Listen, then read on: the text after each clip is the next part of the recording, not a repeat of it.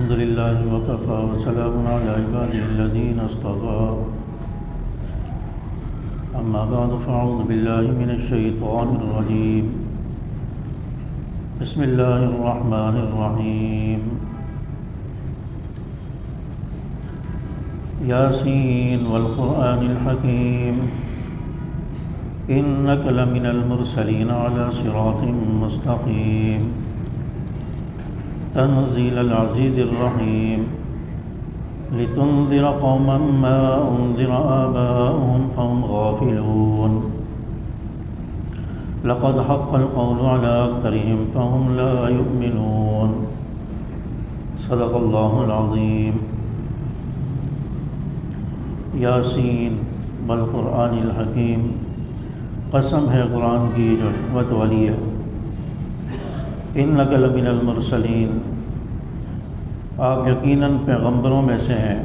علی صراط مستقیم، اور سیدھے راستے پر ہیں۔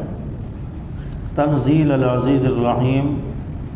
یہ قرآن اس ذات کی طرف سے اتارا جا رہا ہے جس کا جو غالب ہے اور رحیم ہے۔ لتنذر قوما ما انذر آباؤهم فهم غافلون، تاکہ آپ ڈرائیں ان لوگوں کو جن کے باپ داداؤں کو پہلے ڈرایا نہیں گیا۔ لقد حق القول على أكثرهم فهم لا يؤمنون، اس لیے کہ وہ غفلت میں پڑے ہوئے ہیں۔ لقد حق القول على أكثرهم، حقیقت یہ ہے کہ ان میں سے اکثر فهم لا يؤمنون، وہ ایمان نہیں لائیں گے۔ انا جعلنا فی اعناقهم اغلالا فہی الی الاذقان فهم مقمحون، کہ ہم نے ان کے گلوں میں توق ڈال رکھا ہے جو ٹھوڑیوں تک پہنچے ہوئے ہیں، فهم مقمحون، اور جس کی وجہ سے ان کے سر اوپر اٹھے رہ گئے۔ سورۃ یاسین کی ابتدائی آیات آپ حضرات کے سامنے تلاوت کی ہے۔ سورۃ یاسین میں 83 آیات ہیں اور 5 رکوع ہیں، اور یہ مکی صورت ہے۔ مکی دور میں آپ صلی اللہ علیہ وسلم پر نازل ہوئی ہے، اور اس صورت کی فضیلت بھی بہت زیادہ ہے۔ اور حدیث پاک میں آتا ہے کہ آپ صلی اللہ علیہ وسلم نے فرمایا کہ ہر چیز کا ایک دل ہوتا ہے، اور قرآن کریم کا دل سورۃ یاسین ہے۔ پوچھنے والوں نے پوچھا کہ سورت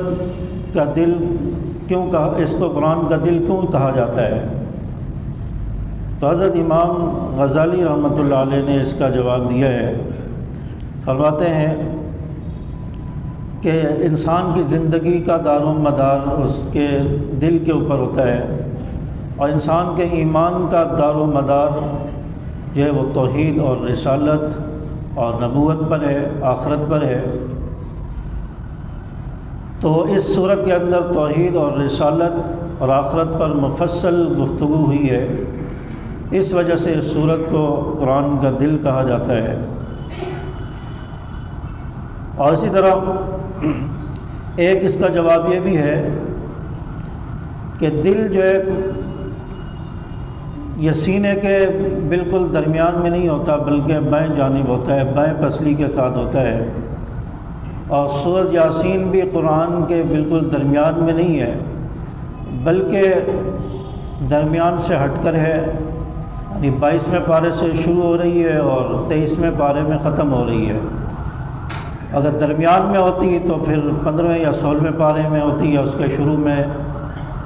تو یہ بھی چونکہ درمیان سے ہٹ کر ہے قرآن مجید میں، اور دل بھی درمیان سے ہٹ کر ہوتا ہے، سینے کے بائیں جانب ہوتا ہے، تو اس طرح تشبیہ دی گئی کہ اس صورت کو قرآن کا دل کہا جاتا ہے۔ اور آپ صلی اللہ علیہ وسلم نے ارشاد فرمایا کہ اس صورت کو صبح شام پڑھا کرو، اور فرمایا کہ جو شخص دن کے آغاز میں صبح کے وقت میں اس صورت کو پڑھ لیتا ہے، اللہ تعالیٰ اس کے دن بھر کے کام آسان فرما دیتے ہیں۔ دن بھر میں جو بھی کام ہوں گے اللہ تعالیٰ اس میں برکتیں پیدا فرما دیں گے۔ اور اسی طرح آپ صلی اللہ علیہ وسلم نے فرمایا کہ اپنے مرنے والوں پر، یعنی جو نزع کی حالت میں ہو، موت اور زندگی کی کشمکش میں جو انسان مبتلا ہے، فرمایا کہ اس پر پڑھا کرو، اپنے مرنے والوں پر پڑھا کرو۔ اور نزع کی حالت میں کسی شخص پر اگر پڑھی جائے گی، فرمایا کہ اس کی برکت سے اس کی موت آسانی سے آ جائے گی، روح آسانی سے نکل جائے گی، تو اللہ تعالیٰ اس سکرات کی حالت سے اس کو نجات عطا فرمائیں گے۔ تو اس طرح فرمایا کہ جو شخص اس سورت کو صبح شام پڑھتا ہے، اللہ پاک اس شخص کی مغفرت ضرور فرما دیں گے۔ اور اسی طرح ایک اور جگہ پر حدیث پاک میں آتا ہے کہ جو شخص اس کو ایک بار پڑھ لیتا ہے، اس سورت کو دن میں ایک بار پڑھتا ہے، اس کو 10 قرآن پاک پڑھنے کا ثواب ملتا ہے۔ تو اتنی بڑی فضیلت اس سورت کے بارے میں بیان فرمائی ہے۔ اور حضرت ابو بکر صدیق رضی اللہ تعالیٰ عنہ سے روایت ہے، تفسیر مظہری کے اندر یہ روایت لکھی ہے، تو فرماتے ہیں کہ جو شخص اس کو سن لے، سننے پر اس کو 1000 دینار خرچ کرنے کا ثواب ملتا ہے، اور جو شخص اس کو پڑھے اس کو 10 حج کے برابر ثواب ملتا ہے، اور جو شخص اس کو لکھے، فرمایا کہ اس کے لیے 1000 نیکیاں لکھی جاتی ہیں، اس کے لیے 1000 رحمتیں لکھ دی جاتی ہیں، اور اس کی 1000 بیماریاں دور ہو جاتی ہیں، 1000 رحمتیں اس پر نازل ہوتی ہیں۔ تو لکھنے کا اتنا بڑا ثواب ہے، اور پڑھنے پر 10 حج کا ثواب، اور سننے پر 1000 دینار خرچ کرنے کا ثواب۔ تو اتنی بھی کوئی حکمت والی چیز ہے، اتنی بھی کوئی عظمت والی چیز ہے کہ جس کے پڑھنے پر اتنا ثواب، اتنی نیکیاں ہوں، اتنے فضائل ہوں۔ تو سورہ یاسین کے پڑھنے پر اتنی فضیلت ہے، تو سورہ یاسین روزانہ انسان پڑھے۔ جو کمپنی والے، آفس والے ہیں، وہ آفس میں کام کا آغاز بعد میں کریں، پہلے سورہ یاسین پڑھیں، اپنی دکان پر سورہ یاسین پڑھیں۔ ہمیں یاد ہے کہ جب ہم حفظ کرتے تھے، حفظ کا زمانہ تھا، اس وقت جب کلاسیں لگتی تھیں تو پہلے سورہ یاسین تمام طلباء سے پڑھوائی جاتی تھی، اس کے بعد پھر آگے باقی اسباق ہوتے تھے، باقی منزل اور باقی سپارے یاد کیے جاتے تھے۔ پہلے ابتدا سورہ یاسین جو ہے وہ پڑھوائی جاتی تھی۔ تو اس کے بہت سارے فوائد ہوتے ہیں، بہت ساری برکات ہوتی ہیں، اور حضرت ابوبکر صدیق رضی اللہ تعالیٰ عنہ سے یہ روایت نقل کی گئی ہے۔ تفسیر مظہری کے اندر یہ روایت ہے کہ جو شخص جمعے کے دن اپنے ماں باپ کی قبر پر یا ان دونوں میں سے کسی ایک کی قبر پر اس سورت کو پڑھے گا، فرمایا کہ اس سورت کے ہر حرف کے برابر اس کے ماں باپ کے گناہوں کو معاف کر دیا جائے گا، اور بعض روایت میں آتا ہے کہ اس پڑھنے والے کے گناہوں کو بھی معاف کر دیا جائے گا۔ تو اتنا بڑا اس کا ثواب ہے۔ تو سورہ یاسین اس کے پڑھنے کا انسان معمول بنائے۔ تو سورہ یاسین کی بہت ساری فضیلتیں ہیں۔ تو اس کا ابتدائی جو لفظ ہے یاسین، یہ حروف مقطعات میں سے ہے، جس کے بارے میں آپ کو پتہ ہے کہ حروف مقطعات وہ ہیں کہ جس کا مطلب اور معنی وہ اللہ جانتے ہیں یا نبی جانتے ہیں، اللہ کے علم میں ہے، اللہ نے کسی کو نہیں بتایا۔ لیکن بعض لوگوں نے، بعض مفسرین نے، علماء نے کہا ہے کہ یاسین سے انسان مراد ہے، اور انسانوں میں سب سے افضل انسان آپ صلی اللہ علیہ وسلم تھے۔ تو یہ آپ صلی اللہ علیہ وسلم کا صفاتی نام بھی ہے، جو قرآن مجید میں آخر میں 99 نام ہیں آپ صلی اللہ علیہ وسلم کے، اس میں یاسین بھی ایک نام ہے، آپ صلی اللہ علیہ وسلم کا صفاتی نام ہے۔ جس طرح طٰہٰ، یہ بھی آپ صلی اللہ علیہ وسلم کا صفاتی نام ہے۔ پھر اس کے بعد اللہ تعالیٰ نے والقرآن الحکیم کہہ کر قرآن پاک کی قسم کھائی ہے کہ یہ قرآن حکمت والی کتاب ہے۔ عرب کے معاشرے میں جب کوئی تاکیدی بات ہوتی تھی یا کوئی پختہ کام ہونا ہوتا تھا، پکی بات کرنی ہوتی تھی، تو یہ رواج تھا کہ وہ قسم کھا کر اس بات کو بیان کرتے تھے۔ تو اللہ تعالیٰ نے چونکہ قرآن مجید عرب کے لوگوں پر نازل کیا ہے اور عربی زبان میں نازل ہوا ہے، تو اللہ تعالیٰ نے بھی اس دور کے رواج کو سامنے رکھتے ہوئے قسم کھا کر یہ بات فرمائی ہے، قرآن پاک کی قسم اللہ تعالیٰ نے کھائی ہے، والقرآن الحکیم، قسم ہے قرآن کی کہ یہ حکمت والی کتاب ہے، یہ حکمت سے بھرپور ہے۔ اور پھر اس کے بعد اس قسم کا جواب دیا ہے، انک لمن المرسلین، بے شک آپ جو ہے پیغمبروں میں سے ہیں۔ آپ صلی اللہ علیہ وسلم کے بارے میں مشرکین کو خطاب کیا جا رہا ہے اور بتایا جا رہا ہے آپ صلی اللہ علیہ وسلم کے ذریعے سے کہ ان مشرکین سے کہتے ہیں جو کہہ رہے تھے کہ نبی، ہم اس کو محمد کو نبی نہیں مانتے، یہ تو اپنی طرف سے نبی بن گیا ہے، یہ تو ہماری طرح کا انسان ہے، چلتا پھرتا ہے، کھاتا پیتا ہے، شادی کرتا ہے، نکاح کرتا ہے، یہ کیسے نبی ہو سکتا ہے؟ تو فرمایا انک لمن المرسلین، اللہ تعالیٰ قسم کھا کر فرما رہے ہیں کہ یہ نبیوں میں سے رسول ہے، بھیجا ہوا ہے، علی صراط مستقیم۔ اور پھر دوسرا جواب دیا کہ یہ سیدھے راستے پر بھی ہے، غلط راستے پر نہیں ہے، ٹیڑھے راستے پر نہیں ہے، بلکہ سیدھے راستے پر، انبیاء کا راستہ، صدیقین کا راستہ، شہداء صالحین کے راستے پر ہے،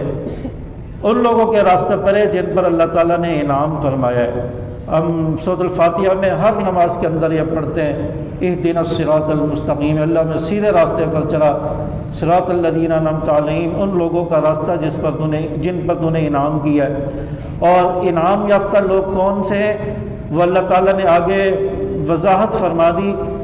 اولئک الذین انعم اللہ علیہم من النبیین والصدیقین والشہداء والصالحین۔ انعام یافتہ لوگ وہ ہیں کہ جو من النبیین، نبیوں میں سے ہیں، والصدیقین، صدیقین میں سے ہیں، والشہداء والصالحین، شہداء اور صالحین میں سے ہیں۔ یہ ہے انعام یافتہ لوگ، اللہ تعالیٰ نے ان پر انعام فرمائے، جو نبی کے راستے پر چلے، صدیق کے راستے پر چلے، ابو بکر صدیق کے راستے پر چلے، سچ بولے، شہداء اور صالحین کے راستے پر چلے، وہ سیدھے راستے پر ہے، ان لوگوں پر اللہ کا انعام ہوا ہے۔ تو فرمایا کہ نبی بھی سیدھے راستے پر ہے، انبیاء کا راستہ، صلحاء کا راستہ، اتقیاء کا راستہ، اور اسی طرح بزرگوں، ولیوں، غوث، قطب، ابدال اور بڑے بڑے علماء، صلحاء کا راستہ، نبی بھی اس پر ہوتا ہے، وہ سیدھا راستہ ہوتا ہے۔ تو اللہ تعالیٰ نے قسم کا جواب دیا کہ یہ نبی سیدھے راستے پر ہے، تم جو اعتراض کر رہے ہو تمہارے اعتراض بیکار ہیں۔ تنزیل العزیز الرحیم، تیسرا جواب دیا کہ یہ قرآن جو ہے اللہ کی طرف سے اتارا گیا ہے، جو اللہ وہ ذات ہے جو غالب ہے، جس کو غلبہ حاصل ہے، قوت حاصل ہے، ہر ایک پر اللہ کی قدرت اور گرفت ہے۔ فرمایا الرحیم، اور رحیم بھی ہے۔ رحیم اس کو کہا جاتا ہے کہ انسان سے غلطیاں ہو جائیں، گناہ ہو جائیں، پھر بھی وہ ڈھیل دے، معاف کرتا رہے، ڈھیل دیتا رہے، فوراً نہ پکڑے، اس کو رحیم کہتے ہیں۔ کتنے بڑے بڑے گناہ لوگوں نے کیے لیکن اللہ تعالیٰ نے ان کو ڈھیل دی، ایک وقت تک ان کو ڈھیل دی گئی، مہلت دی گئی، پھر اس کے بعد اللہ تعالیٰ نے پکڑ فرمائی۔ تو فرمایا قرآن بھی اس ذات کی طرف سے نازل کیا گیا ہے جو ساری کائنات پر قدرت رکھتی ہے اور ہر ذرے پر قدرت رکھتی ہے، اور رحیم ذات بھی ہے۔ دیکھیں اللہ تعالیٰ کس طرح سمجھا رہے ہیں، قسم کھا کر، ایک تو قرآن کی قسم کھائی کہ قرآن حکمت والی کتاب ہے، اس کے بعد مشرکین کو سمجھا رہے ہیں اللہ تعالیٰ کہ بھئی یہ نبی جس پر تم اعتراض کر رہے ہو، یہ نبی بھیجا ہوا ہے، میں نے اس کو نبی بنا کر بھیجا ہے۔ آپ صلی اللہ علیہ وسلم کی رسالت کی بات ہو رہی ہے، کیونکہ سورت کا مضمون بھی توحید، رسالت اور آخرت پر ہے، تو یہاں پر سب سے پہلے رسالت کی بات ہو رہی ہے کہ رسول کو میں نے بھیجا ہے، ہمارا بھیجا ہوا ہے، سیدھے راستے پر بھی ہے، اعتراض کرنے کی ضرورت نہیں ہے، شاعر، مجنون اور دیوانہ کہنے کی ضرورت نہیں ہے، بلکہ سیدھے راستے پر ہے۔ تنزیل العزیز الرحیم، قرآن جو اس پر اترا ہے، جس پر تم اعتراض کرتے ہو کہ یہ خود بنا کر لایا ہے، اس نے خود اپنی طرف سے گھڑ لیا ہے، معاذ اللہ، اس کا اپنا بنایا ہوا ہے۔ فرمایا نہیں، یہ قرآن ہم نے اس پر نازل کیا ہے اور ہمارا اتارا ہوا قرآن ہے۔ پھر اس کے بعد فرما رہے ہیں لِتُنذِرَ قَوْمًا مَّا أُنذِرَ آبَاؤُهُمْ فَهُمْ غَافِلُونَ، تاکہ ان لوگوں کو اس قرآن کے ذریعے سے ڈرائیں، خبردار کریں جن کے باپ داداؤں کے پاس پہلے کوئی خبردار کرنے والا نہیں آیا۔ نبی تو پہلے بہت سارے آئے، 1,24,000 کم و بیش انبیاء دنیا میں تشریف لائے، اور حضرت ابراہیم علیہ السلام، حضرت اسماعیل اور اسحاق علیہ السلام، ان کے جانے کے بعد بیچ میں کافی گیپ آیا ہے، انبیاء نہیں آئے، اور لوگ غفلت میں پڑ چکے تھے، شرک میں مبتلا ہو چکے تھے، یہاں تک کہ حضرت ابراہیم علیہ السلام کا جو دور تھا وہ بھی بت پرستی کا دور تھا، شرک عروج پر تھا، اور حضرت ابراہیم علیہ السلام اپنی قوم کو شرک سے روکتے رہے، یہاں تک کہ آپ کا باپ آزر وہ بھی مشرک تھا، اور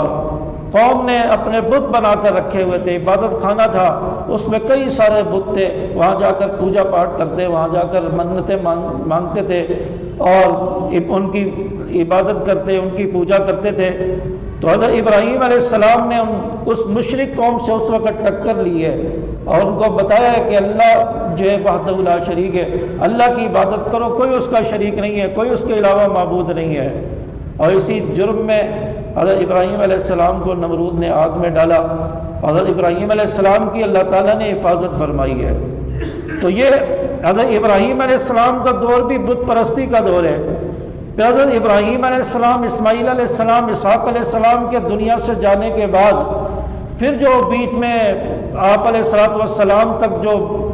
سلسلہ ہے اور آپ علیہ الصلوۃ والسلام کی جو نبوت ہے اس کے درمیان میں کئی سارا عرصہ گزر جاتا ہے، کئی سارے سال ہے، بیچ میں کوئی نبی نہیں آیا، اور آپ پھر سمجھ سکتے ہیں کہ اس وقت شرک کس حالت میں ہوگا، شرک کس طرح کا ہوگا، لوگ گمراہ ہو چکے تھے، مشرک ہو چکے تھے، اللہ کو نہیں جانتے تھے، لوگ تو ایک دوسرے کے خون کے پیاسے تھے، ظالم ہو گئے تھے، عورتوں پر ظلم کرتے تھے، بچیوں پر ظلم کرتے تھے، اس طرح کا دور تھا، اور آپ صلی اللہ علیہ وسلم کو اللہ تعالیٰ نے اس دور میں بھیجا ہے، اور پھر آپ صلی اللہ علیہ وسلم کو اللہ نے فرمایا آپ ان کو ڈرائیے جن کے آباء و اجداد اب غفلت میں پڑے ہوئے ہیں، جن کے پاس ڈرانے والا کوئی نہیں آیا، آپ صلی اللہ علیہ وسلم کو ڈرانے کے لیے بھیجا گیا کہ اللہ وحدہ لا شریک کی عبادت کر لو، مجھے نبی مان لو اور کلمہ لا الہ الا اللہ پڑھ لو، کامیاب ہو جاؤ گے۔ لقد حق القول علی اکثرہم فہم لا یؤمنون، فرمایا کہ البتہ بات پکی ہو چکی ہے، علی اکثرہم فہم لا یؤمنون، ان لوگوں میں سے اکثر ایمان نہیں لائیں گے۔ یہ جو مشرک تھے، ان کے آباء و اجداد تھے، فرمایا کہ ان پر بات پکی ہو چکی ہے، یہ ایمان نہیں لائیں گے۔ جیسے ابو جہل ہو گیا، عتبہ شیبہ ہو گیا، ابی بن خلف ہو گیا، اور یہ بڑے بڑے جو کفار تھے، ان کے سردار تھے، کافروں کے مشرک تھے، یہ لوگ ایمان نہیں لائے، اور ان کے دلوں پر اللہ نے مہر لگا دی تھی، ختم اللہ علی قلوبہم، اللہ تعالیٰ نے ان کے دلوں پر مہر لگا دی تھی کہ یہ پکے کافر ہو گئے، پکے مشرک ہیں، آپ کے ڈرانے کے بعد بھی یہ ایمان نہیں لائیں گے۔ لقد حق القول، یہ بات پکی ہو چکی ہے۔ دنیا میں بعض لوگ وہ ہوتے ہیں کہ جن کو ہدایت کا پیغام مل جائے، ہدایت پہنچ جائے، وہ ایمان لے آتے ہیں، سیدھے راستے پر آ جاتے ہیں، ہدایت کی بات کو قبول کرتے ہیں۔ لیکن بعض وہ بھی ہوتے ہیں کہ جن کے سامنے جتنی بھی بات کر لی جائے، جتنی بھی دلیل سے بات کر لی جائے، وہ ٹیڑھے کے ٹیڑھے ہی رہتے ہیں، اور انہوں نے یہ فیصلہ کر لیا ہوتا ہے کہ ہم نے بات نہیں ماننی، ہم نے نبی کی بات کو نہیں ماننا، ہم نے سیدھا راستہ اختیار نہیں کرنا۔ تو ابو جہل، عتبہ شیبہ، ابی بن خلف اور یہ بڑے بڑے جو سردار تھے، فرمایا کہ یہ ان پر تو مہر لگ چکی تھی، انہوں نے ہدایت قبول نہیں کرنی، اور ان کے لیے فرمایا کہ یہ ہدایت قبول نہیں کریں گے۔ انا جعلنا فی اعناقہم اغلالا فہی الی الاذقان فہم مقمحون، فرمایا کہ اس لیے ایمان نہیں لاتے کہ ہم نے ان کے گلوں میں توق ڈال رکھے ہیں، الی الاذقان فہم مقمحون، جو ان کے ٹھوڑیوں تک پہنچے ہوئے ہیں، فہم مقمحون، اور اس کی وجہ سے ان کے سر اوپر کو اٹھے ہوئے ہیں، گلے کے اندر پھندا ڈال دیا گیا ہے، توق ڈال دیا گیا ہے۔ جس طرح پھندا اگر ٹائٹ ہو جائے، اس کو کھینچا جائے تو انسان کا سر اوپر کی طرف ہو جاتا ہے، تو فرمایا کہ توق ڈال دیا گیا ہے،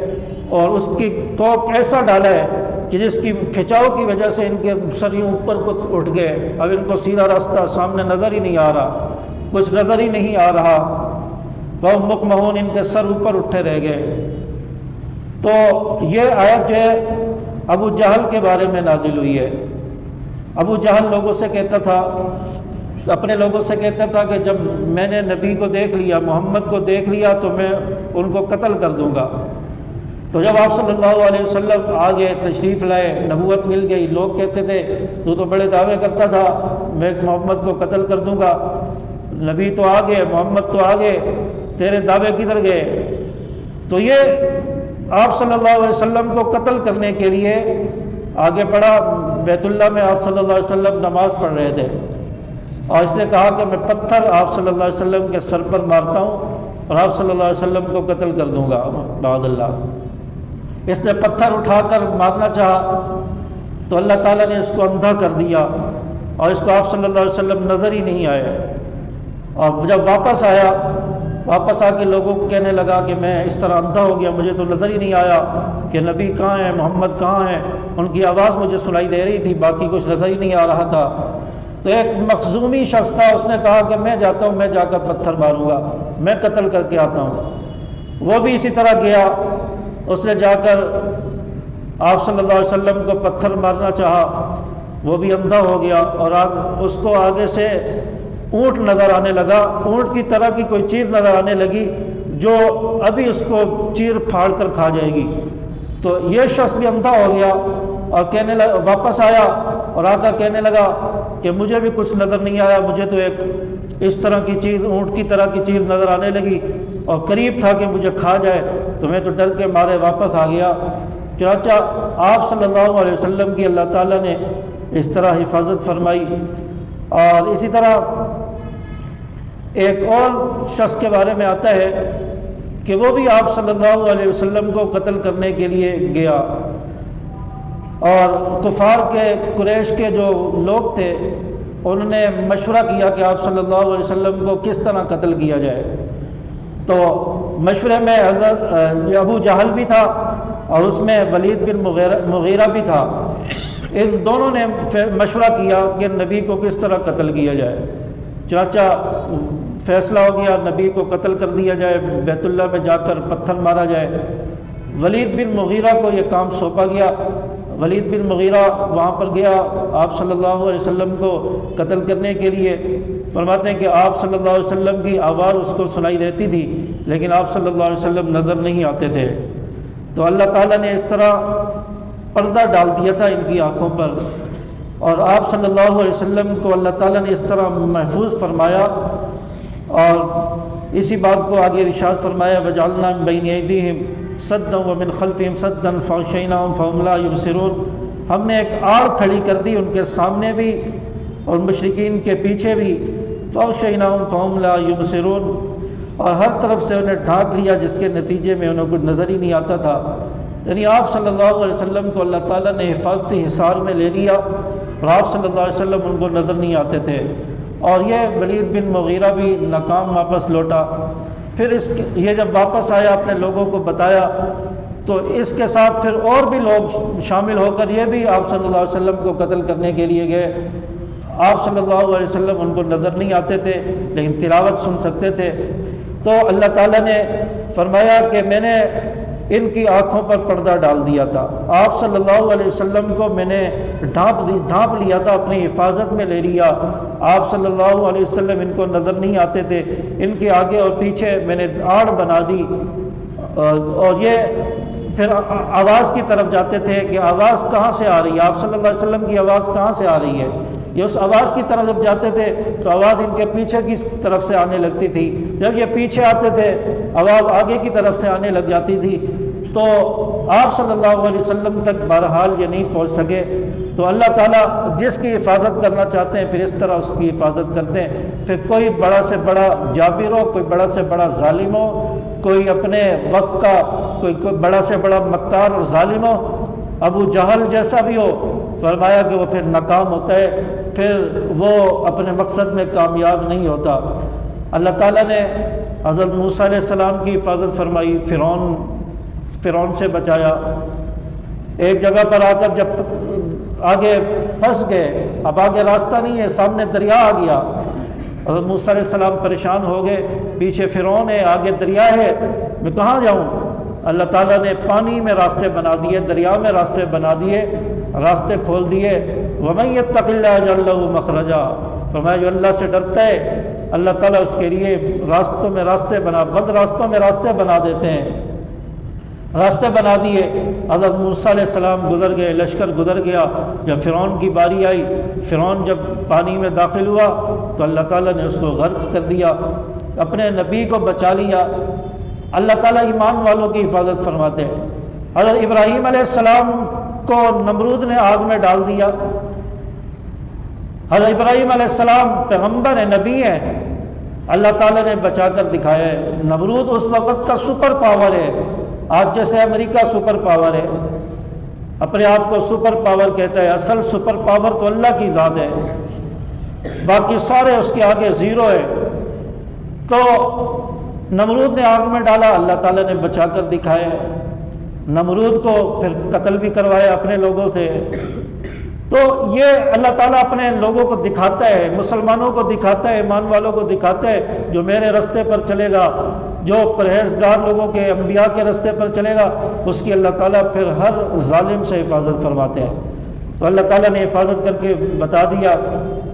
وَسَوَاءٌ عَلَيْهِمْ أَنذَرْتَهُمْ أَمْ لَمْ تُنذِرْهُمْ لَا يُؤْمِنُونَ، اور فرمایا کہ برابر ہے ان کے لیے کہ آپ ان کو ڈرائے خبردار کریں یا خبردار نہ کریں، فَهُمْ لَا يُؤْمِنُونَ، وہ ایمان نہیں لائیں گے۔ یہ کافر ابو جہل، عتبہ، شیبہ، یہ ابی بن خلف، بڑے بڑے جو لوگ تھے، فرمایا کہ ان کو آپ دعوت دیں، ڈرائیں نہ ڈرائیں، ان کے لیے برابر یہ ایمان نہیں لائیں گے۔ انما تنذر من اتبع الذکر وخشی الرحمن بالغیب فبشرہ بمغفرۃ واجر کریم، فرمایا کہ آپ ایسے لوگوں کو خبردار کریں، ڈرائیں جو آپ کی نصیحت پر چلیں، وخشی الرحمن بالغیب، اور اللہ سے بغیر بن دیکھے اللہ سے ڈریں، فبشرہ بمغفرۃ واجر کریم، ایسے لوگوں کے لیے مغفرت کی خوشخبری بھی اللہ نے سنائی، اور فرمایا کہ ان کو باعزت طریقے سے اجر بھی دیا جائے گا، ان کو ثواب بھی عطا فرمایا جائے گا، اور مغفرت بھی ان کی کر دی جائے گی۔ جو بن دیکھے اللہ پر ایمان لائے، نبی کو ہم نے نہیں دیکھا، صحابہ کو نہیں دیکھا، لیکن صحابہ نے بتایا، قرآن نے بتایا، نبی یوں تھے، نبی کی تعلیمات یہ تھیں، احادیث کا ذخیرہ موجود ہے، علماء نے بتایا، اور اس کو سن کر ہم ایمان لائے، نبی پر ایمان لائے، آخرت پر ایمان لائے، اور قیامت پر ہمارا یقین ہے، مرنا پر حق ہے، قیامت کے دن اٹھنا پر حق ہے، اس ساری چیزوں پر ہم بن دیکھے ایمان لائے۔ تو فرمایا ایسے لوگوں کے لیے مغفرت کی خوشخبری بھی ہے، اور اجر کریم کی خوشخبری بھی ہے۔ اِنَّا نَحْنُ نُحْيِي الْمَوْتَىٰ وَنَكْتُبُ مَا قَدَّمُوا وَآثَارَهُمْ وَكُلَّ شَيْءٍ أَحْصَيْنَاهُ فِي إِمَامٍ مُّبِينٍ، فرمایا کہ ہم زندہ کریں، فرمایا یقیناً ہم ہی مردوں کو زندہ کریں گے، اور جو کچھ عمل انہوں نے آگے بھیجے ہم ان کو بھی لکھتے ہیں، اور جو ان کاموں کے جو اثرات انہوں نے چھوڑے ہم ان کو بھی جو ہے لکھتے ہیں۔ اِنَّا نَحْنُ نُحْيِي الْمَوْتَىٰ، مردوں کو زندہ کرنے کا بھی اللہ نے فرمایا کہ ان کو زندہ کیا جائے گا، حساب کتاب ہوگا۔ اور پھر ان لوگوں نے، مرنے والوں نے جو اعمال کیے، فرمایا کہ جو انہوں نے آگے بھیج دیے، آخرت کے لیے اعمال کیے، اچھے کیے یا برے کیے، فرمایا کہ ان کو ہم نے لکھ دیا ہے۔ وَآثَارَهُمْ، اور جو انہوں نے اعمال پیچھے چھوڑے، فرمایا وہ بھی ہم نے لوح محفوظ میں لکھ دیا ہے۔ تو انسان کے اعمال جو ہے وہ لکھے جا رہے ہیں، کرامن کاتبین، کندھوں پر جو فرشتے ہیں لکھنے والے، نیکیاں اور برائیاں سب لکھ رہے ہیں، وہ آگے محفوظ ہو رہے ہیں لوح محفوظ میں۔ قیامت کے دن جب انسان کو زندہ کیا جائے گا، پوچھا جائے گا، حساب کتاب ہوگا۔ ما قدموا وآثارهم، اور جو پیچھے چھوڑ کر گئے ان کے بارے میں بھی پوچھ ہوگی۔ آپ صلی اللہ علیہ وسلم نے فرمایا کہ مرنے والا اگر اچھائی چھوڑ کر گیا ہے، اچھا کام جاری کر کے گیا ہے، فرمایا کہ اس کا ثواب اس کو ملے گا، اور پھر اس جو اچھے کام پر جن لوگوں نے عمل کیا، ان عمل کرنے والوں کے برابر بھی اس کو مرنے کے بعد بھی ثواب ملتا رہے گا۔ اور جو برائیاں چھوڑ کر گیا، غلط راستہ چھوڑ کر گیا، شرک چھوڑ کر گیا، بدعات چھوڑ کر گیا، رسومات چھوڑ کر گیا، غلط چیزیں چھوڑ کر گیا، فرمایا کہ اس کا گناہ اس کو مرنے کے بعد ملتا رہے گا، اور جو لوگ اس پر عمل کرتے رہیں گے ان کے برابر بھی گناہ ان کو ملتا رہے گا۔ اور پھر یہاں پر ما قدموا وآثارہم سے علماء نے لکھا ہے، یہاں سے وہ قدم بھی مراد ہے جو مسجد تک انسان کے قدم جاتے ہیں۔ انسان مسجد میں نماز کے لیے جاتا ہے، جو اس کے قدم مسجد کی طرف اٹھتے ہیں، فرمایا کہ وہ قدم بھی لکھے جا رہے ہیں۔ آپ صلی اللہ علیہ وسلم کے دور میں قبیلہ بنو سلمہ کے لوگوں نے فیصلہ کیا کہ ہم مسجد کے قریب آ کر آباد ہو جائیں، تاکہ مسجد میں ہم قریب ہوں گے اور جلدی سے مسجد میں پہنچ جائیں گے۔ آپ صلی اللہ علیہ وسلم کو جب خبر ہوئی، آپ کو پتہ چلا، آپ نے فرمایا کہ نہیں، ایسا نہ کرو، جو جتنا دور سے چل کر آئے گا اس کو اتنا ثواب ملے گا۔ حضرت ابو موسیٰ اشعری رضی اللہ تعالیٰ عنہ کی روایتیں فرماتے ہیں کہ جو جتنا دور سے چل کر آئے گا اس کو ہر قدم پر نیکی ملے گی، اتنا زیادہ ثواب ملے گا۔ پھر فرمایا جو اس سے اور زیادہ دور سے چل کر آئے گا اس کو اور زیادہ ثواب ملے گا۔ پھر فرمایا کہ جو آدمی، جو نمازی امام کے ساتھ نماز پڑھنے کے لیے انتظار میں بیٹھا ہوتا ہے، فرمایا کہ اس کو اس شخص سے زیادہ ثواب ملے گا جو نماز پڑھ کر سو گیا، نماز پڑھ کر سو گیا، اس انتظار کرنے والے کو اس سے زیادہ ثواب ملے گا۔ تو اس سے وہ قدم مراد ہیں جو مسجد کی طرف اٹھتے ہیں۔ تو فرمایا کہ جس شخص، حدیث پاک میں آتا ہے کہ جس آدمی کا دل مسجد میں لگا رہے، ایک نماز پڑھی، اب دوسری نماز کے انتظار میں، کب نماز ہو میں جماعت کے ساتھ جا کر نماز پڑھوں، فرمایا کہ یہ کل قیامت کے دن عرش کے سائے میں ہوگا، عرش کے سائے میں اللہ تعالیٰ اس کو جگہ عطا فرمائیں گے۔ تو اس لیے یہ جو کام انسان کرتا ہے، اچھے ہو یا برے ہوں، یا نیکی کے کام چھوڑ کر گیا ہے، اس کا اجر اس کو ملتا ہے۔ یہ سارے کام لکھے جا رہے ہیں، تو اس لیے انسان اچھائیاں چھوڑ کر جائے، انسان نیک کام جاری کر کے جائے، ایسی باتیں، ایسی سنتیں زندہ کرے جس پر لوگ عمل نہیں کرتے۔ فرمایا کہ وہ سنت جس کو لوگوں نے چھوڑ دیا ہو، تو انسان اس کو زندہ کرے، اس کو جاری کرے، اس کو 100 شہیدوں کا ثواب ملتا ہے۔ تو اس لیے